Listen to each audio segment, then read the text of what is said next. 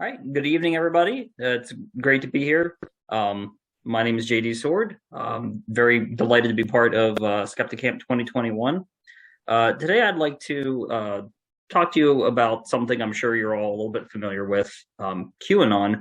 But I want to go back a little bit further and discuss something maybe you're a little less familiar with. I know Seth Andrews has talked about it somewhat too. It's a set of conspiracy theories known as the Satanic Panic and how that relates to QAnon of today.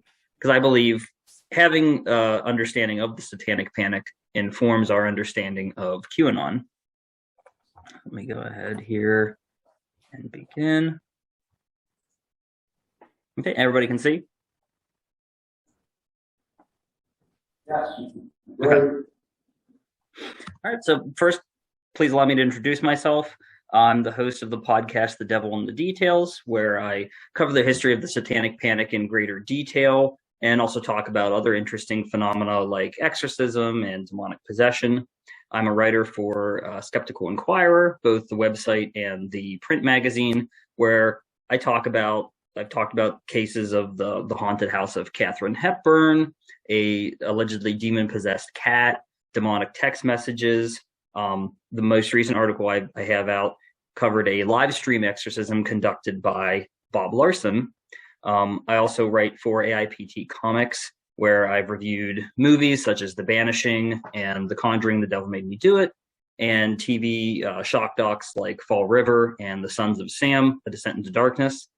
I'm a member of the Center for Inquiry, Guerrilla Skeptics of Wikipedia, and also the Church of Satan, although I am not speaking for the Church of Satan today. So what began as the Satanic Panic really began in the 1980s and lasted about until the early 90s before the mainstream media started to lose interest and moved on to something else. And in a nutshell, it was this idea that secret cabal of devil worshippers existed all across the country, and they operated this underground network through which they were trafficking children for sexual abuse and what came to be referred to as ritual abuse.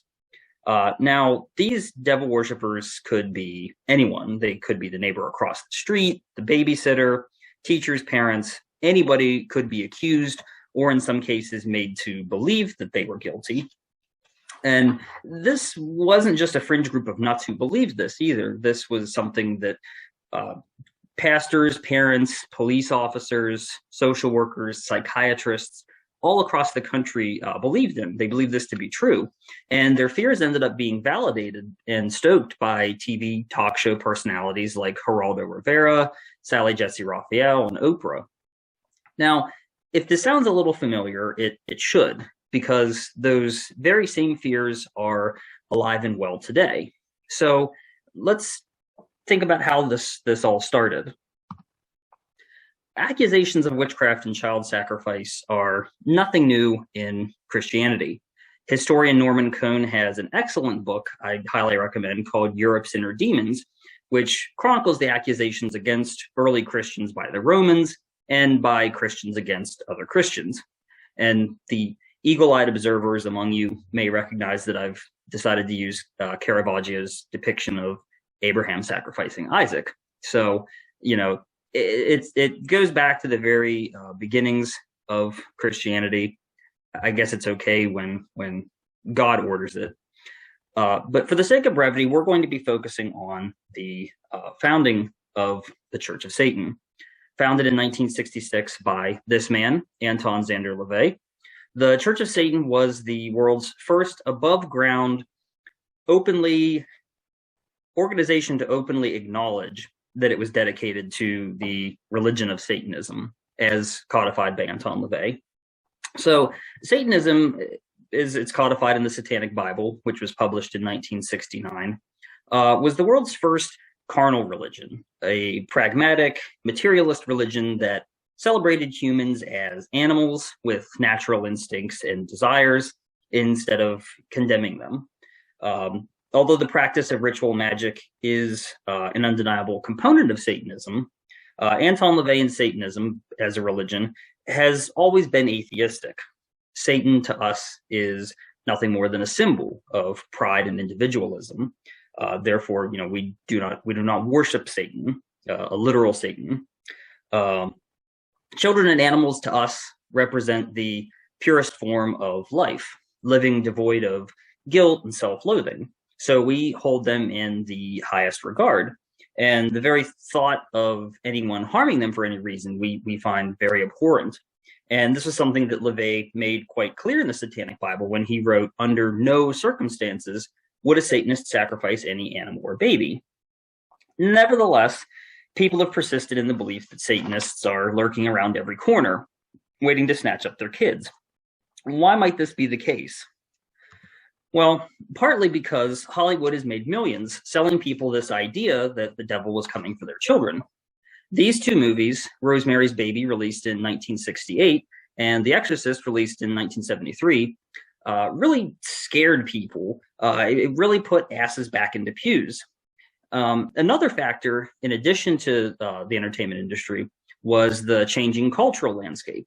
The 1960s saw an explosion of interest in the occult, in the paranormal, and parapsychology. In fact, you might say that both Satanism and the modern skeptic movement both kind of were born out of this. So between all that and the rock music, the drugs, and pornography, Christian evangelicals really came to believe that children's souls were at stake. They had this idea that their Christian way of life was perceived to be under attack. And we often hear these kind of same concerns voiced today about issues such as gender identity, inclusivity, or made-up issues like the war on Christmas. So how did Christians back then respond? Well, part of the response was trying to use those very same forms of entertainment to spread a message of deliverance from the gospel. So enter Mike Warnke, hailed as America's #1 Christian comedian at the time. Now, you might think that Christian comedy means good, clean fun for the whole family, but Warnke's shtick was to intersperse his jokes with lurid tales of his time as a satanic high priest. It began with the publication of his 1972 book, The Satan Seller, before he went on to find fame as a comedian. So in his book, Warnke claimed to have fallen into heavy drug use during college and to have joined a satanic coven called the Brotherhood, in which he became a high priest of over 15,000 members. And in his coven, they would summon literal demons and ritualistically sacrifice people. He also claimed to have flown to San Francisco for a satanic meet and greet, in which he claims to have actually met Anton LaVey and claimed to have been friends with Charles Manson. Now, you have to understand, Warnke became quite famous and rich off these stories. People really believed him. He even had his own incorporated deliverance ministry, which was very profitable. In 1985, it was documented to have grossed over $1 million. By next year, 1986, it was double that. But after about more than a decade of fleecing people, Christian journalists for Cornerstone magazine, John Trott and Mike Hertenstein, published an expose article, which later was turned into a book called Selling Satan, detailing their investigation of Warnke's claims and interviewing people who knew him at the time. And based on that, they concluded he made it all up. He made it all up because some of the things that he claimed were literally impossible. For example, his claim to having met Charles Manson. At the time, Manson was in jail in 1967. He claimed to have met Anton LaVey. Well, it just so happens that Trott and Hertenstein actually interviewed Anton LaVey, and he set the record straight, saying, "Mike Warnke has been riding my coattail for several years. The very idea that I called a meeting in San Francisco, or if I had, that I would have invited him, is absolute bunk. There's no way I would have had any dealings with Warnke." Now, unfortunately, Trott and Hertenstein's book, Selling Satan, wasn't released until 1993. So by then, the Satanic Panic was already well underway. What really kickstarted it proper was the release of the book Michelle Remembers. It was published in 1980 and purportedly was a memoir of Michelle Smith as she recovered so-called repressed memories of childhood ritual abuse under hypnosis, with her psychiatrist and future husband, Lawrence Pazder. And Pazder was actually the person to go on to coin the term satanic ritual abuse. And Michelle Remembers became the blueprint for future copycat cases. It was very popular, so much so that there was even a movie deal in the works before lawsuits from both Anton LaVey and Michelle's father killed it. The only problem with the book was many of the crucial details corroborating those claims were missing. For one, Michelle had two sisters, which lived with her and her mother, neither of which were mentioned in the book, and both of whom denied that any such abuse took place. For another, investigative journalist Paul Gresco checked school records and confirmed that Michelle was in school during a period of time in which she allegedly was victimized in this 80-day orgy. Gresco also interviewed Michelle's father, Jack Proby, who refuted all the allegations. Gresco visited Vancouver's Ross Bay Cemetery, one of the locations where Michelle claimed she was abused. And, as you can see on the map here, Gresco noted that it's surrounded on three sides by residential neighborhoods. So you have to ask yourself, how likely is it that robed, torch-bearing devil worshippers could be abusing a screaming little girl in the dead of night and nobody hears? While Michelle mostly stayed out of the limelight over the years, Pazder went on to appear on primetime TV shows, probably the most famous of which was the 1985 episode of ABC's 2020 called The Devil Worshippers. Pazder would travel the country giving lectures and seminars to law enforcement and participating in conferences hosted by groups such as the Cult Crime Impact Network. He also served as a consultant on perhaps the most infamous event of the Satanic Panic, the McMartin trial. So what started in 1983 as accusations of abuse from a single parent eventually snowballed into what is today still considered one of the longest and most expensive trials in U.S. history. The McMartins, their son-in-law Ray Buckey, and several teachers were accused of abusing the children at their preschool. There were accusations of children being transported beneath the school through tunnels, teachers flying, even Chuck Norris. That's right, Walker, Texas Ranger was also accused.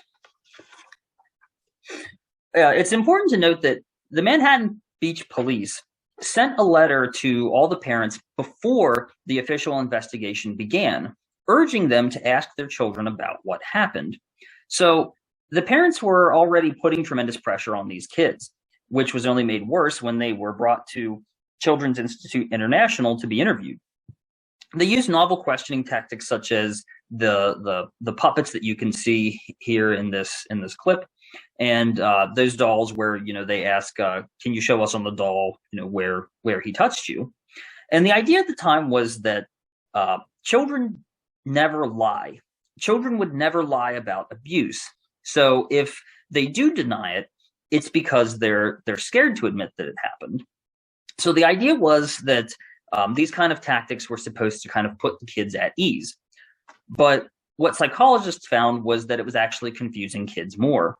So you combine that with those very suggestive interviewing techniques with the pressure to admit that abuse took place. And I don't remember if it's Dateline, but there's a news coverage of this as a retrospective.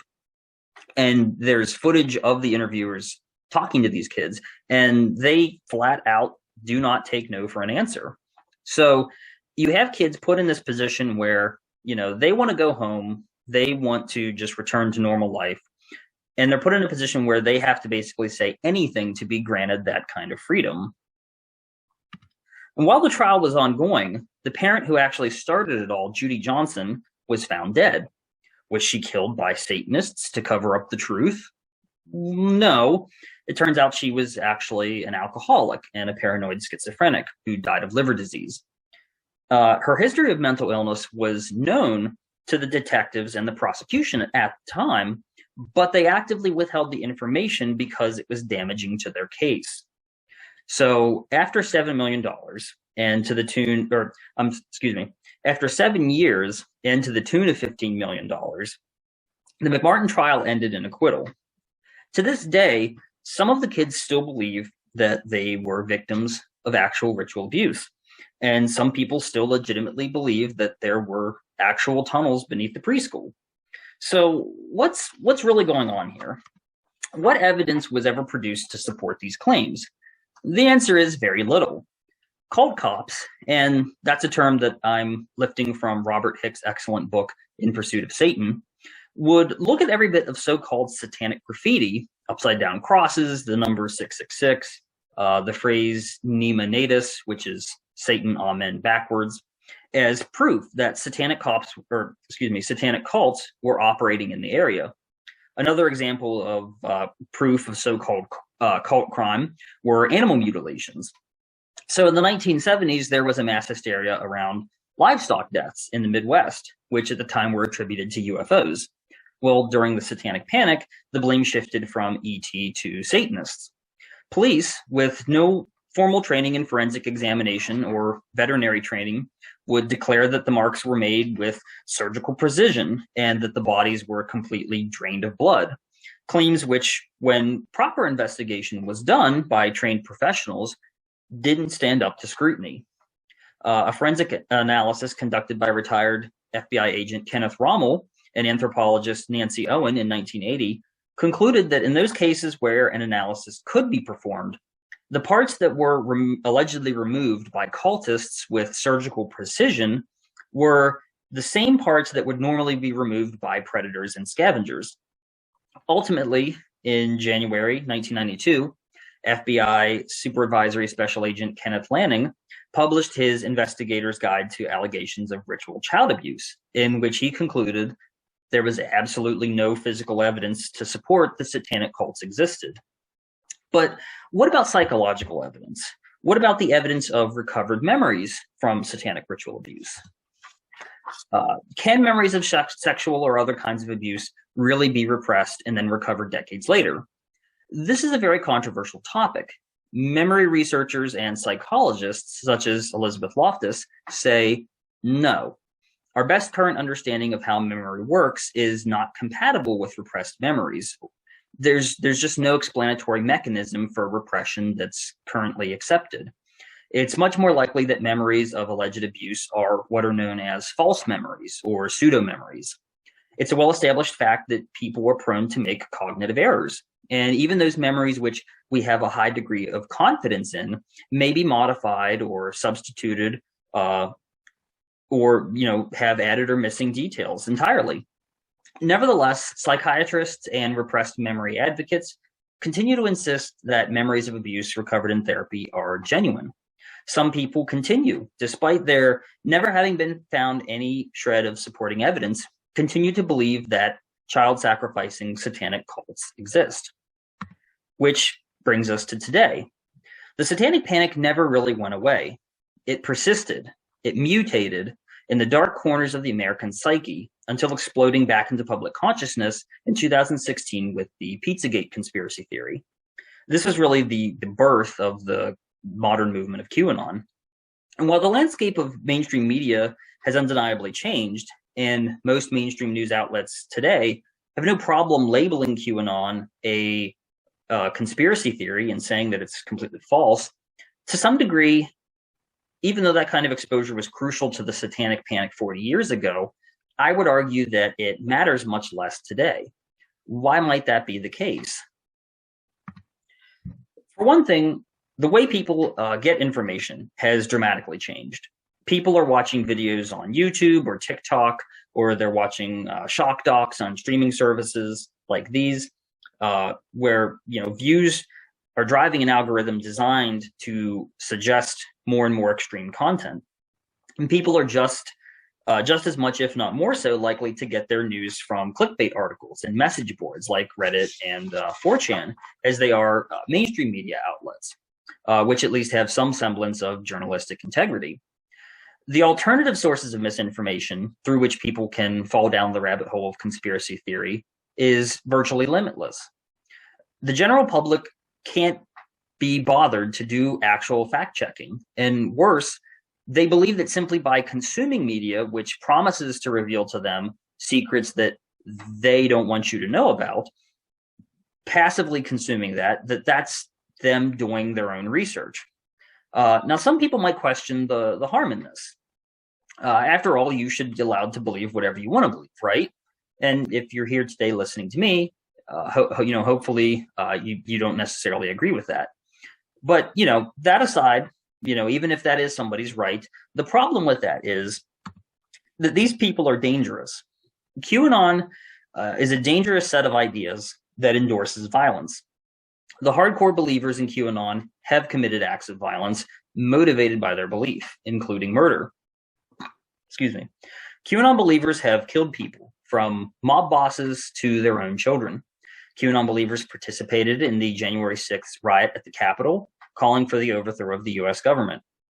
36 congressional candidates running in the 2022 midterm elections have voiced some degree of support for QAnon. So QAnon simply isn't going to go away. The roots of QAnon stretch back to the Satanic Panic and beyond. Nevertheless, I would argue we can't take a defeatist attitude about this, nor can we accept, in the spirit of egalitarianism, that all points of view are equally valid. Some ideas are undeniably bad and stupid and wrong. And that's why we need to develop the practice of critical thinking now more than ever. Those of us who can must defend the scientific worldview from attack. Some people are set in their beliefs, immune to reason, but some people are willing to discuss and debate in good faith. Some people will and can listen to reason, and those are the people that we may have some hope of reaching. I would highly recommend Mick West's book, Escaping the Rabbit Hole, as an excellent example of how to talk with conspiracy theorists instead of to them. Nobody wants to be talked down to or condescended to. So it's very important, if we genuinely want to change someone's mind, to not put them off or put them in a position where they're closing themselves off from the message. And that's a skill that I know I personally have to work at cultivating. I'm much too quick to be like, oh, just shut up and read this. And that's never going to work. That's just not the way to go about things. But QAnon is something that all skeptics should take very seriously and be concerned about. Maybe it doesn't have the same kind of damaging effect as homeopathy or other forms of alternative medicine, but it is eroding the public's trust and understanding of science and their confidence in the scientific method and expertise, as much as COVID denialism or anti-vax rhetoric. And it's my hope that, through my own humble contributions and the work of folks like Mick West, that together we can conjure the devil of doubt to come forth and call mankind to challenge all things and to question all things. Like I say, closing out every episode of my podcast, with the Luciferian light of reason to guide us on our way ever forward. If you'd like to learn more about the Satanic Panic or QAnon or any of the other topics that I've mentioned, you can listen to The Devil in the Details on Spotify, Google Podcasts, Audible, pretty much every major streaming service. If you can read my articles for Skeptical Inquirer at skepticalinquirer.org. I highly recommend grabbing a physical copy of the latest print magazine, as it features my article explaining the true story of The Exorcist, as well as excellent articles by Ben Radford and Kenny Biddle talking about the true story behind the movie The Entity. I also suggest checking out the YouTube channels. Skeptical Help Bar, Kenny Biddle runs at I Am Kenny Biddle, and the show he does on Saturday nights, so there's an episode on tonight, 8 p.m. Eastern Standard Time, Three Tortured Souls, on which I've made past appearances. So with that said, thank you very much for your time and attention, and I wish everyone a happy holidays. All righty then. So let's, can you stop sharing your screen? Very good. All right. So now, anyone anyone in the room in person have a question for JD? Oops, that's not. Go on. Okay. Yes. What's your question? So, what does it mean to be a member of the Church of Satan? What is that? I guess some of us know, but it's, I guess, the fear of all the Satanic Panic people. Like, well, what does it mean? Did you catch the question? So what does it mean to be a member of the Church of Satan? Yes. I think that depends from member to member.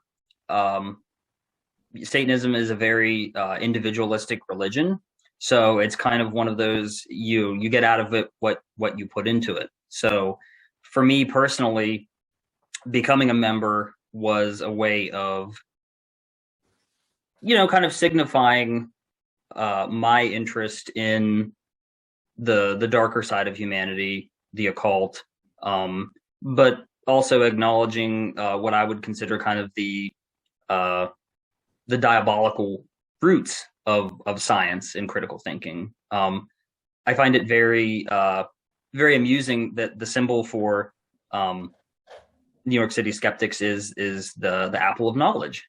As we all know, that was something that the serpent in Genesis, which Christians reinterpreted to be the devil, tempted Eve to eat of. So with my podcast, the kind of way that I present myself and the way that I present what I do is that, to a certain kind of closed-mindedness and dogmatism, free thought and critical thinking and the scientific method are heretical and do have something of a streak of the diabolical to them. So for me personally, being a member was a way of affirming that kind of path that I had set myself on, but also a way of kind of giving thanks back to an organization that, had created a canon and kind of given me a language and a set of symbolism to use as tools to kind of, hang my life around. All right. Does anyone on the internet have a question? If you do, please use the raise hand symbol. And by the way, the apple in the SkeptiCamp New York City logo is a play on the fact that New York City is referred to as the Big Apple. The Big Apple, yeah. I wanted the slogan to be "Share the Big Apple of Knowledge," but someone turned down the use of the word "big." You should just say the apple of knowledge. All right. All right. No one on the internet has a question. I don't see any raised hand symbols. All right. Does anyone else in the room have a question? Okay, you have one question, Nelson. Yeah, just to follow up on your question, I maybe take a whole lot of time, but and I could research. I'm also sort of confused about to be a member of the Church of Satan. I think you said is there a canon or something? It's just not really clear to me what it is that the Church of Satan is about. But we don't have to. Okay. No, I can answer that. Yeah. So, I mean, the Church of Satan is about accepting man's carnal nature as an animal, rejecting the idea of an afterlife, believing that this one life is what we have, and kind of living our life to the fullest, not being ashamed or feeling guilty of the kind of instincts and animal urges that we have, and finding in the metaphorical character of the devil as depicted in like Milton's Paradise Lost, a symbol for romanticism and individualism, an iconoclastic kind of rebel that we identify with. So for me personally, I find that kind of individualism to be very conducive with free thought and critical thinking. To be a member of the church, you basically have to just read the Satanic Bible, find yourself reflected in the pages, and if you want to be an actual member of the church, you have to submit an application, be approved. But you don't necessarily have to be a member of the Church of Satan to be a Satanist.